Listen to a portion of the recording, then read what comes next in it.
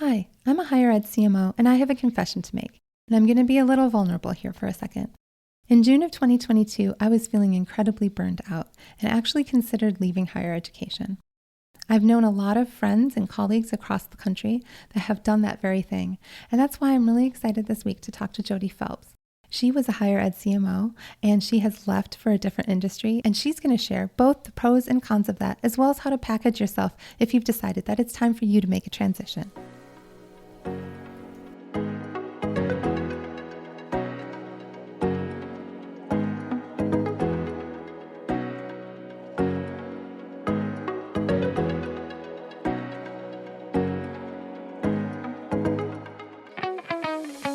Welcome to Confessions of a Higher Ed CMO, the podcast designed for higher education marketers. I'm your host, Jaime Hunt, and I am so excited to have this opportunity to share insights and inspiration. With Confessions of a Higher Ed CMO, I'm designing a different kind of podcasting experience. With each episode, I'll be bringing in a guest for a deep dive into the challenges and joys we all face in higher education marketing. After each episode, you can join the conversation on Twitter by using the hashtag HigherEdCMO. I would love to see this become like a book club, but for a podcast. And be sure to follow me on Twitter at JamieHuntIMC. That's JamieHuntIMC for more opportunities to connect.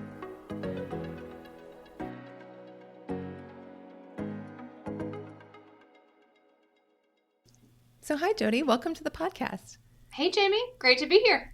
So Jodi is the Marketing and Communications Director for the City of Fayetteville, North Carolina. But we go way back because she joined UNC Pembroke in Pembroke, North Carolina, around the time that I started at Winston-Salem State, also in North Carolina. So we got to know each other through working in the UNC system.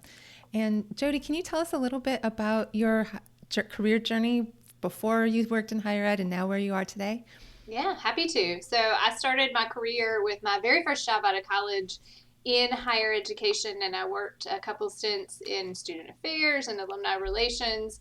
Loved it, loved them all, loved higher ed, but decided to move into the nonprofit sector for a while. So I spent a decade or so working in nonprofit management, association management, and working with social service and anti-poverty programs, which was really incredibly rewarding work, of course. But eventually I started in that course of that work realizing that the solution to a lot of what we were addressing and what we were dealing with and what we were trying to build programs around supporting was access to education. Mm-hmm. And so I started to feel that pull of higher ed come back. And started to look for a way out or the next path forward, I guess, in your career.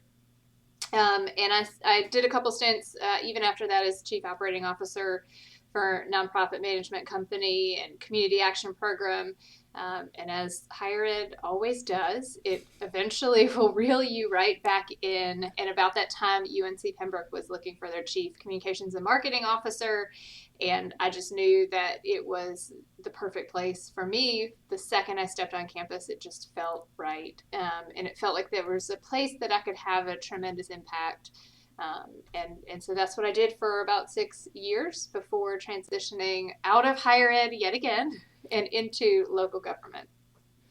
So Jodi, you were at UNC Pembroke at the same time I was for the most part. We overlapped pretty uniformly there, but when we were there during the start of COVID and through much of the pandemic together. I have to ask you, in your current job, are you having to do as much with COVID and monkeypox and all of those types of communications that we got so much expertise doing? Yeah, not nearly enough. I think luckily for me that when I was shifted out of higher ed, the height of the COVID pandemic was really starting to ebb. So I think most organizations, particularly here in local government, we had hit that stride and hit that cadence, and it was really operationalized at that point. And in the last, I guess I've been here 7 months, 8 months now, we've actually started to come out of some of those COVID precautions. So I'm getting the backside of that communication effort, which I have to tell you, Jaime, is much more enjoyable than the front end that we dealt with. The start of COVID, where you get 2 days effectively to shift thousands of classes and move thousands of students online. That was not a very fun week for any of us, I don't think. But we're starting to give people the happy news, of rescinding mask orders and reducing some of those restrictions, which much more enjoyable on this side. So I guess the back end of it. We'll see where monkeypox takes us and all of the other things that lie ahead. Who knows? But I feel like in higher ed, as much as we dealt with in our time when we worked together as peers and colleagues, we learned to ebb and flow with it and figure it out as it comes. So we're prepared for just about anything after that adventure. So when I decided to leave higher ed, first let me say that I absolutely loved my time at UNCP, and I love higher ed too. That doesn't go away, right? I feel like it gets in your blood in some ways, and you will always carry that with you. But I didn't decide to leave higher ed because I didn't like it anymore. For me, it was really a personal decision, a family decision. I was largely spending a lot of time on the road, 2 hours a day, just in travel time to get to campus. And, I missed that time with my family. And so life's circumstances come your way and they push you and they tell you, you have to make this choice for the important things in your life, that you only get one family and you can't get that time back. So I made that choice to do that. It was a really tough call.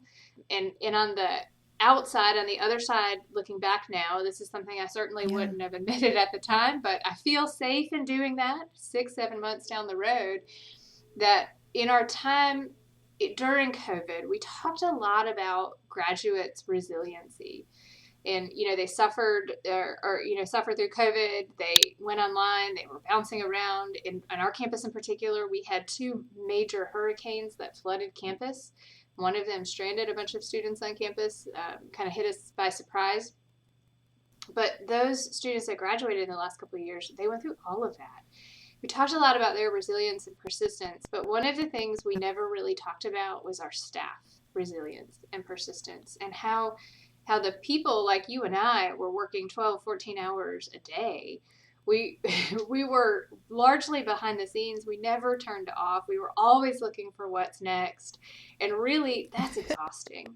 And so I think, looking back, I had gotten to that point too, where I was just really tired.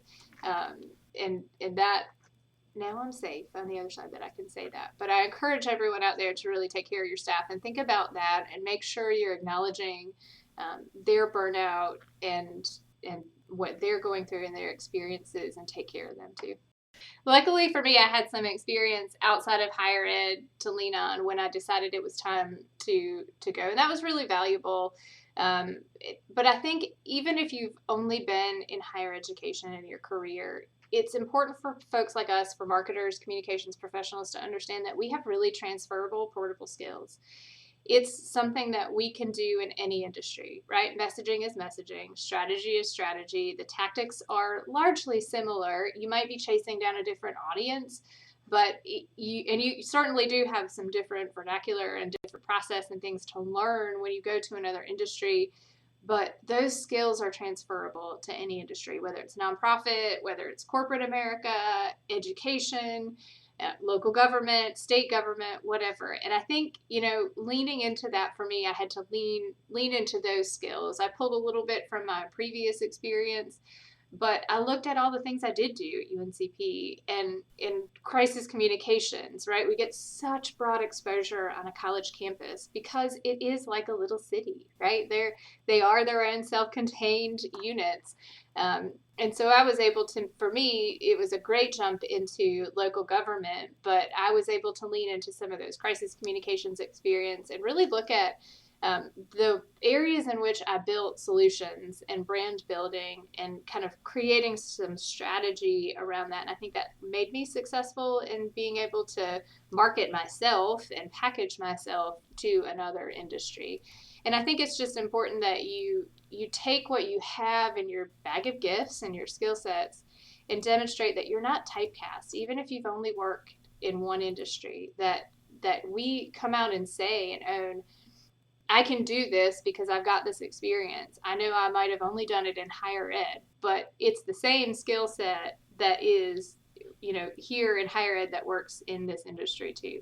I think that's really important to own those skills and own who you are, and trust that you know how to do it.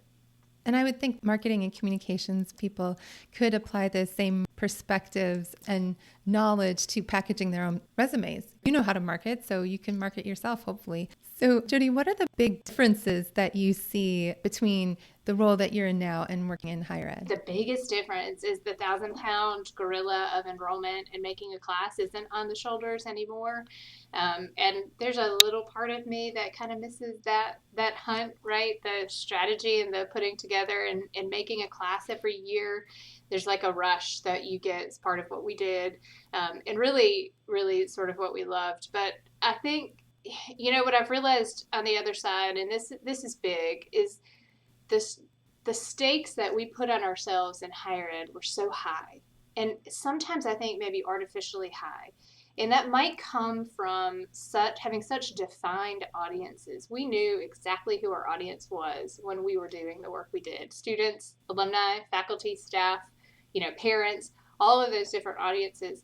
But they're very broad. And trying to craft messaging to really reach every single one of them is very, very hard.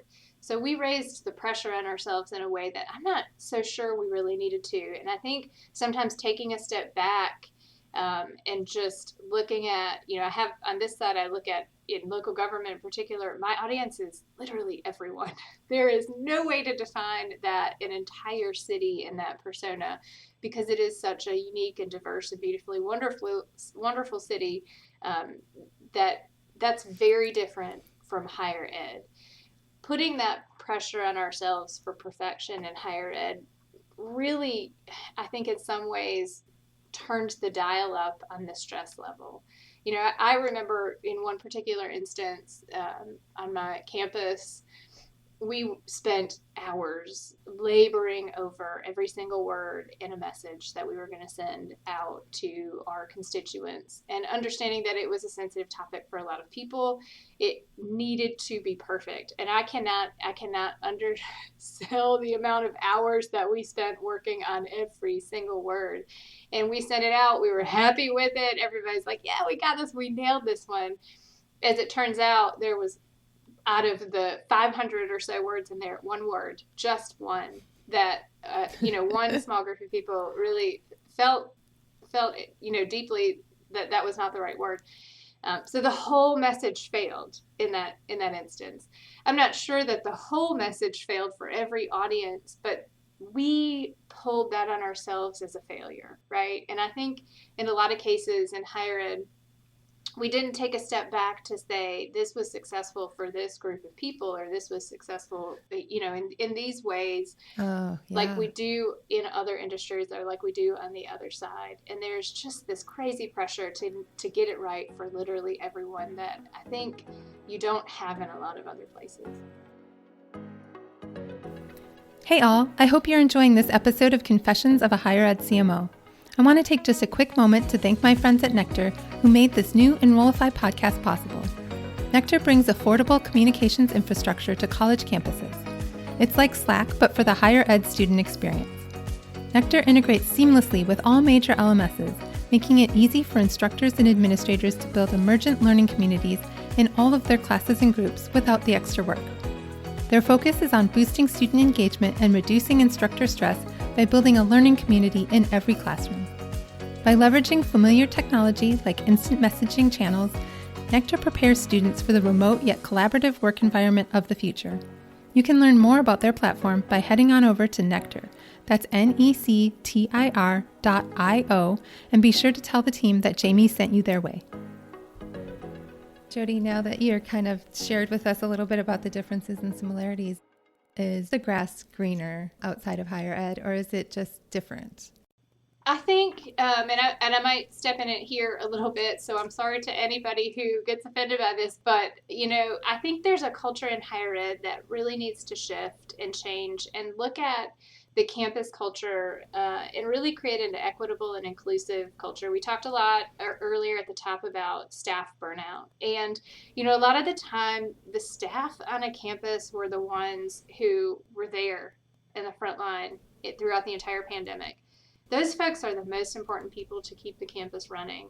I love the faculty, and you can't have an academic institution without faculty, but you also have to realize you can't have it without the staff too.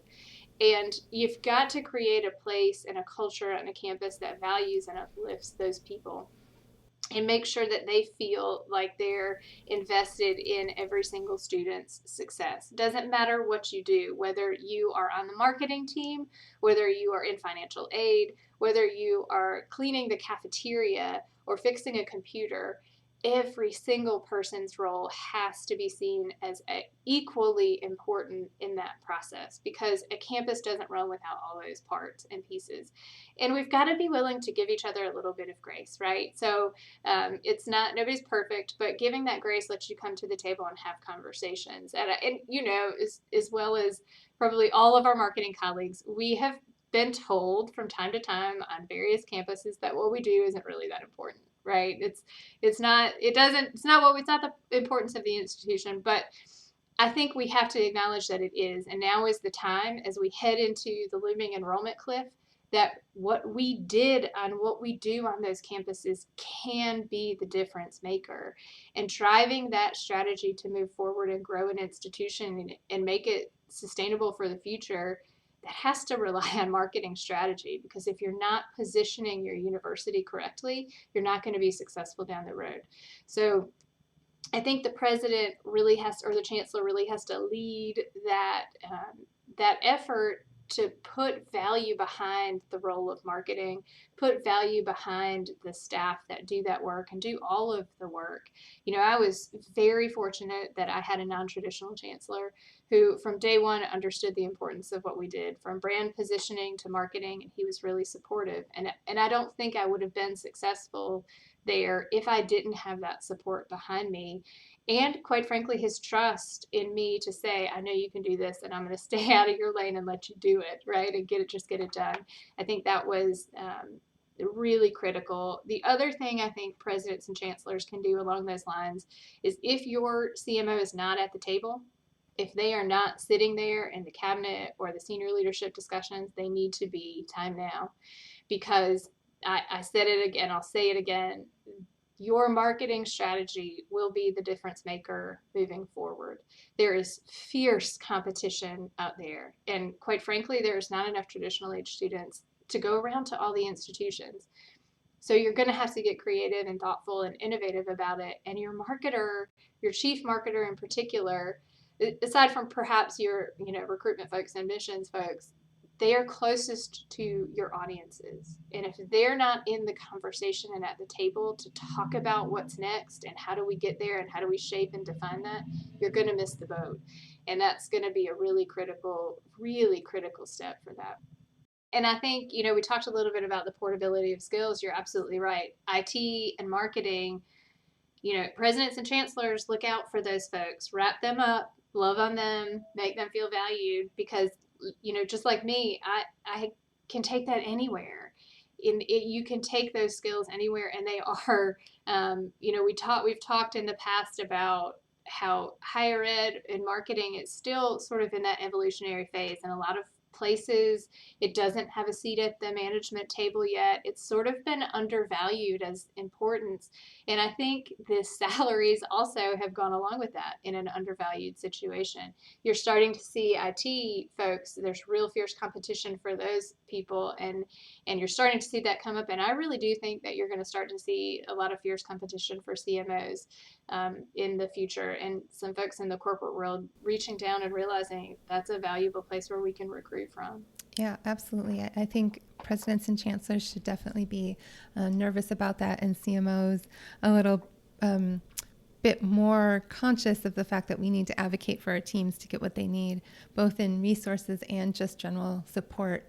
And making sure, too, your CFOs need to understand it in order to fund things, and to understand when you come with a $2 million budget ask for advertising, why that is necessary, and to understand that it is possible to measure the ROI of that ask and how can we sort of demonstrate our value. But having that conversation at that table, at the C-suite table, I think is really, really important, that everybody there supports and understands that. And not just the presidents and chancellors, your colleagues, if you're on the cabinet, you're sitting on the cabinet, they have to listen to you too, and have that respect and collegiality. And I think that working relationship is so important. Otherwise, it doesn't necessarily work. No, and you still kind of have that mentality on campuses occasionally where faculty feel like marketers are administrative bloat, or we're sort of unnecessary, or we're paid too much and all of that. And trying to prove that you have value to those folks, it can be exhausting. But it's also exhausting to be like in a circular firing squad. Like, we're all trying to do the same thing, but we're pointing fingers at everybody else for where the problem is or where the issues are, when really, in my opinion, the issue is the shrinking investment from the states in higher education. But we're pointing fingers at each other in this sort of ridiculous, divisive way. That's right. And it goes back to the leadership creating a culture of equity and inclusion, real equity and inclusion for all individuals on that campus, faculty, staff, anyone. You've got to be able to come to the table, and everybody's got to understand that their role is important, right? I've certainly been in those firing squads before and had to withstand the questions of why that's not important. It's not smiling people on a brochure. It's just not important, right? But it is so critical to ensuring that the institution continues to run and that we make a class every year, right? What happens if you take the marketing team away? What then? Where's your campus left then? I think that's the really important question that folks need to be, acknowledging and asking and answering is, what if I weren't here? Where would we be? So, Jodi, what advice would you have for someone who's looking to make the transition out of higher ed? So I think if you think about it, make sure that you're really doing the research and thinking about, make sure it's right for you, make sure it's the right fit. If you've never been outside of higher ed, do a lot of due diligence research. Look at all the different industries. I know for me personally, if I had gone into corporate America, I probably would have been swallowed up right away. And I don't think my personality would have been happy not being able to make a difference in something or someone's life. So you've got to really look in on what you want, what your career goals are, what you've accomplished, and where the right fit is for you.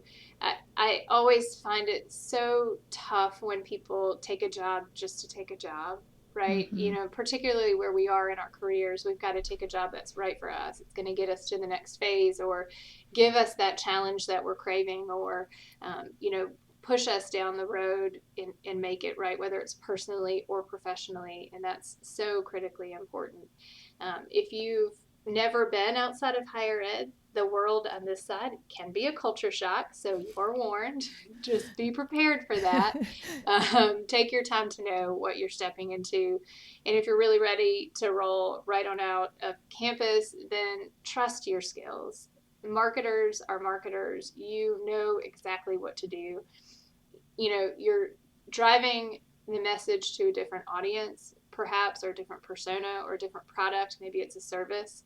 But really, fundamentally, the work we do is the work we do. And those skills and tactics, while they adjust a little bit based on the industry, they don't fundamentally change how we do them. Messaging is messaging, strategy is strategy. Digital advertising and digital marketing doesn't change a whole lot. The audience might change, but the tactics and how you implement those things certainly don't. So, go back to the having transferable skills and really leaning into that and knowing what you're capable of and where you want to go. And I think, for folks in higher ed, if you've spent a lot of time in higher ed, I'd advocate that, a nonprofit or a local government or even a state government agency is probably a really good transitionary step.